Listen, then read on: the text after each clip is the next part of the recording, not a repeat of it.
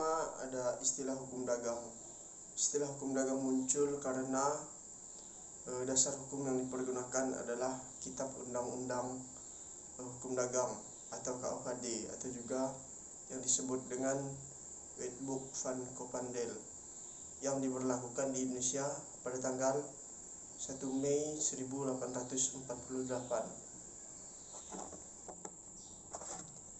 Kitab Undang-Undang Hukum Dagang KUHD pada awalnya berjumlah 3 kitab, namun yang sekarang yang masih digunakan yaitu 2 kitab. Yang pertama yaitu tentang dagang pada umumnya, dan kitab yang kedua yaitu tentang hak dan kewajiban yang terbit dalam pelayaran. Kitab pertama yang berjudul tentang dagang pada umumnya itu berjumlah 10 kitab, sedangkan kitab yang kedua itu berjumlah, pada kitab pertama itu berjumlah 10 bab, sedangkan kitab yang kedua itu 13 bab. Lalu yang kedua ada sumber-sumber hukum dagang. Sumber-sumber hukum dagang ada yang pertama yaitu KUHD, Kitab Undang-Undang Hukum Dagang. Lalu yang kedua KUH Perdata, Kitab KUH Perdata atau Kitab KUHP. Lalu yang ketiga ada peraturan perundang-undangan. Contohnya Undang-Undang Nomor 10 Tahun 1998 tentang perbankan. Yang keempat itu ada kebiasaan. Lalu yang kelima ada perjanjian yang dibuat para pihak. Lalu yang terakhir itu ada perjanjian internasional. Perjanjian internasional ada 2 macam, yang pertama traktat dan yang kedua konvensi.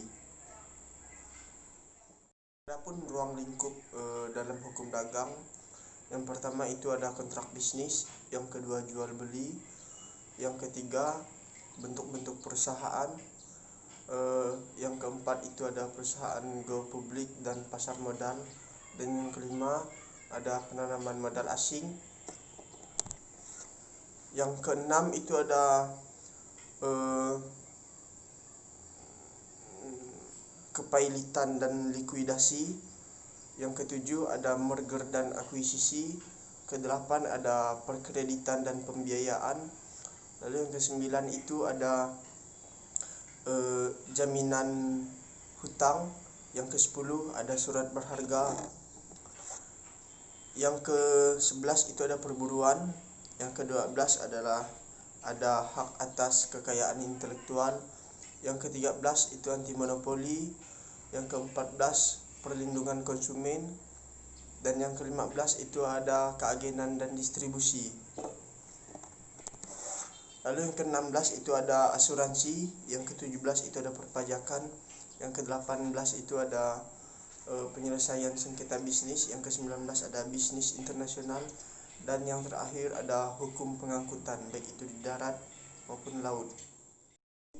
Ada gium yang dikenal dalam hukum dagang, yaitu lex specialis derogat legi generale, yang berarti hukum khusus mengesampingkan hukum umum. Selanjutnya ada asas-asas di dalam hukum dagang. Yang pertama ada asas kebebasan berkontrak.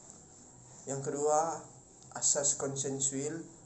Yang ketiga asas pacta sunt servanda. Yang keempat ada asas itikat baik. Perbedaan antara hukum dagang dan KUH Perdata itu kita lihat dari ada giumnya. Yang pertama untuk KUH Perdata yaitu lex generalis, lalu untuk KUH dagang itu lex specialis. Jadi dalam adagiumnya lex specialis mengesampingkan lex generalis, atau hukum khusus bisa mengesampingkan hukum umum.